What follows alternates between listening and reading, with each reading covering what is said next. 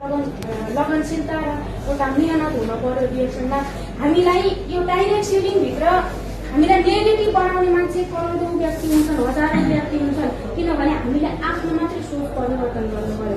किनभने यत्रो थुप्रै व्यक्तिहरू आउनु भएको छ, उहाँहरूले जीवन परिवर्तन गर्नु भएको छ भने बचाव समय डिरेक्सनमा लगानी गरेर उहाँले जीवन परिवर्तन गर्नु भएको छ। ग्रेट गुरुहरूले कतारबाट नै, मलेसियाबाट नै, दुबईबाट नै, साउदीबाट नै डिरेक्सन सुरुवात गरेर अहिले फ्रिडम लाइफ जिउनु भएको छ भने उहाँहरूको त त्यस्तो अवसर मिल्यो, त्यस्तो एउटा क्षेत्र रहेछ त। यदि मैले पनि सङ्घर्ष गरेर जीवन परिवर्तन गर्नुपर्नेछ।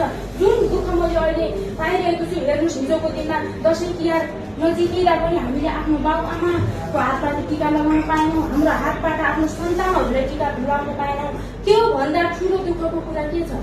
अहिले हामीले डिरेक्सनलाई निरन्तर गरेर अब कतै बस्नु भएको छ। 2 वर्षको भिजा बोकेर आउनु भएको हो कि होइन? यहाँ कति भयो कतार कति 5 दिन भयो र हाम्रो अहिले पनि धेरै गुरुहरू हुनुहुन्छ 2 वर्षको भिजा बोकेर आएको छन् भने 15 वर्ष 20 वर्ष र 25 वर्ष भएको पनि गुरुहरू हुनुहुन्छ।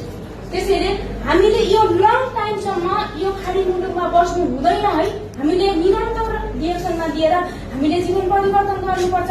मेरो लागि र मेरो सन्तानहरूको लागि, मेरो गाउँ समाजको लागि र मेरो सम्पूर्ण समाजमा रहेका आफ्नो दुखी, बिरामी, रोगी बिमारीहरूलाई, बेरोजगारीहरूलाई एउटा रोजगार दिनुपर्छ र रोगीहरूलाई एउटा निरोगी बनाउनुपर्छ भनेर डिरेक्सन गर्नुहोला।